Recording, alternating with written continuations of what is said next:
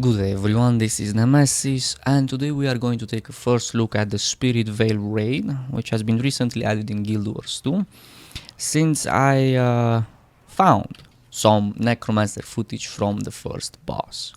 But before we go any further, I will go ahead and address the elephant in the room. As you can see, there is a little something in the right side of my screen, which kinda looks like a damage meter, because it is a damage meter.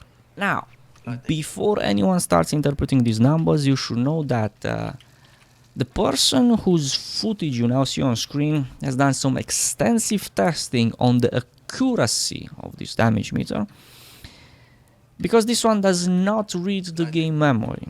It merely adds all the numbers registered in the combat log. So technically, it doesn't break the terms of service, but at the same time, it's not 100% fail-proof. From what I heard, this damage meter has a few major flaws. First, it can't keep track of all the damage done if the numbers move too fast, which means AoE damage cannot be correctly measured, especially if you use condition damage. Anything over 2-3 targets will not get picked up. Secondly, it stops to register values if you stop attacking for more than 20 seconds.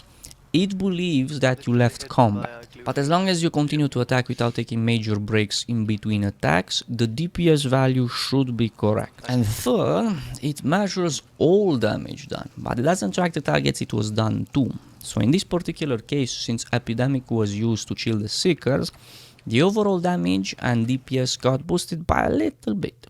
Not too much though, since the meter can keep track of it all, but you guys get the general idea. However, I also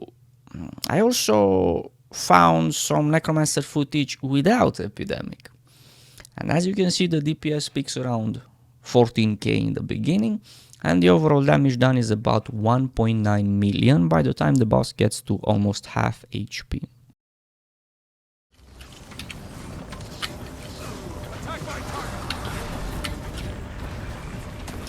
I think.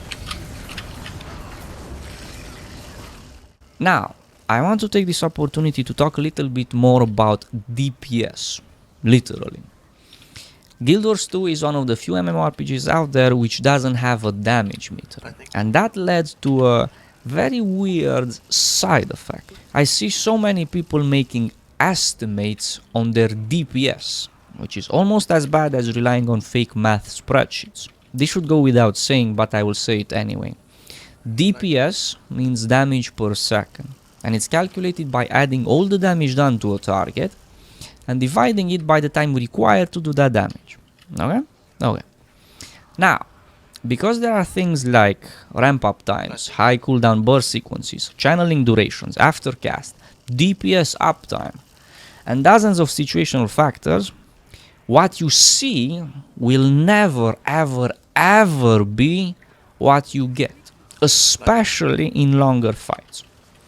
You can see some numbers on screen, but that is not your DPS. Your DPS at that moment could be 11k or 13k or 14k or 10k.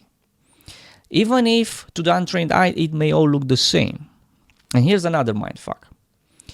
If we were to freeze a random frame and do a 100% accurate analysis of the DPS at that particular moment, let's say the DPS during a full scepter auto attack cycle, you'll come up with numbers like 15,262 DPS, even though the damage meter registers only 10,531 at that particular moment. Let's try another one. 31,022 damage over 2 seconds is a DPS of 15,511. Even though the damage meter says only 9,962 DPS. How about the DPS while you're doing an executioner scythe? 16,193, while the damage meter registers only 13,708. Even if you take the condition damage being done from some random seconds, we have 63,324 over 4 seconds, which is a DPS of 15,831. And it still doesn't match the damage meter, which displays a value of 14,292. But what does this all mean? What is going on? Nemesis, why you do this? It means you guys just witnessed the ramp up time. Of course the DPS will be higher. How else are you going to increase your overall DPS?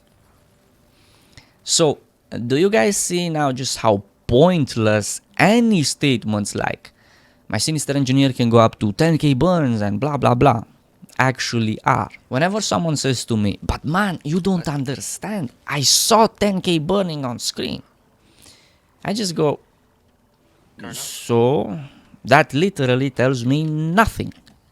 I saw AK poison on top of 6k bleeds from a necromancer, and that still tells me nothing.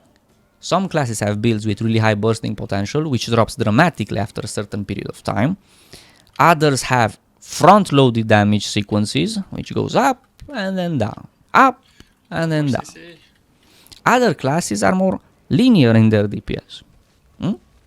The point is, there is more than one way to do high DPS, so don't let your eyes deceive your mind. The only thing that matters is the overall DPS, the one displayed at the end of the fight. Not the DPS you had for 2 seconds that one time when all the planets aligned. Originally, I didn't plan on releasing any raid footage so early. I barely have time to get my own footage for builds as it is, with all the stuff that's going on in real life at the moment. And on top of that, my old guild kind of got disbanded, sort of.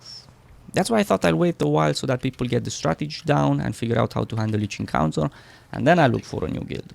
But I have received a lot of feedback and a lot of questions from people, and there were also some events that have forced my hand once again. I really didn't want to be doing this again, but here goes. I was reading through the feedback on the Necromancer forums, and at one point I stumbled upon this. Yeah, Condition Reaper is quite low DPS. So basically he tells people not to use Reaper for condition builds, and then he says Necromancer is inferior to other classes when it comes to dealing condition damage. This is the guy who was claiming to do 13.4k DPS at the time he was actually doing 6.9k DPS. He also teaches new Necromancer players that Dagger is the best weapon for a Necromancer in PvE. The same person who was actively trashing my builds for over a year, but in the end, that didn't stop him from selling them to Dalfi after I left the game. And now he's at it again. And he's not alone, as always. This is exactly what I was talking about in the podcast. Some self-proclaimed top players will still continue to push out spreadsheets with unrealistic values and continue to provide misleading information like I've just shown.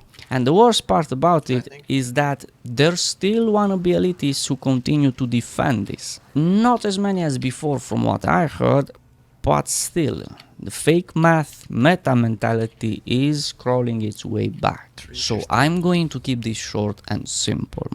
And what I'm about to say is especially for those people who continue to discriminate other players based on class using spreadsheets as an argument.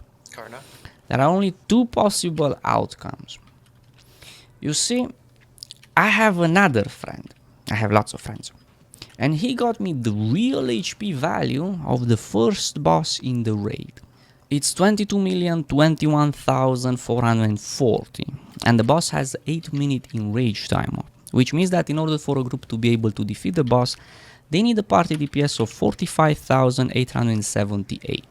Basically around 4.5k DPS per player on average. Well, it's a little higher than that because you have to take into consideration the phases as well. So I'd say about 6-7k DPS per player on average. That's all. That's all you need. It's a really easy encounter. 6k DPS on average is easy. That's like 4k bleeds, 1.5k torment and some pew pew poison. Easy. So, like I said, there are only 2 possible outcomes. If you can get under the enrage timer, if you can get 6k DPS on average while having time warp and alacrity, with builds which were advertised at 20 to 25k DPS without time warp and alacrity, then you suck. And you are not in a position to be kicking or giving any advice to anyone. Think about it for a moment. How bad do you have to suck that you can get 6k DPS with time warp and alacrity on builds which are supposed to get 20 to 25k DPS without time warp and alacrity? Or, I'm not finished. The math is fake and the meta is a lie. Yeah, one of these two. If the spreadsheets are even remotely close to reality and there are 20 to 25k DPS builds flying around, then the boss should have died in under 3 minutes. So I'm not even going to go there. As for the other part of the community, now that I've shown you the real HP value of the boss, and knowing that you only need to get a party DPS of about 60k on average, you guys now have the option of not falling into the same one meta to rule them all mentality. You really don't have to give in to peer pressure and start following a playstyle which you may or may not enjoy or be good at. There is no best damage build, only best at, and there are multiple ways of obtaining a party DPS of 60k on average. You can have full-on tanky condition builds which pull 6 to 8k DPS easy without ever needing any form of support, or you can have a few glass builds which can go up to 10-12k DPS on single target, which means you can afford to add 1 or 2 tank healers to protect those bursters and ensure that they can actually maintain 100% DPS uptime. And you put some time warp and alacrity on top of them, you know. But here is where it gets a little bit more tricky, because you can go, okay, we'll have squishy high DPSs protected by 1 or 2 tanks, with time warp and alacrity on top of them, that's the best combo. No, because you have other mechanics which prevent a single team composition from being the most effective everywhere. Mechanics which balance the game. Mechanics which are not taken into consideration on paper. Of course, on paper, a squishy melee with time warp and alacrity on top of him will look as if he does more DPS.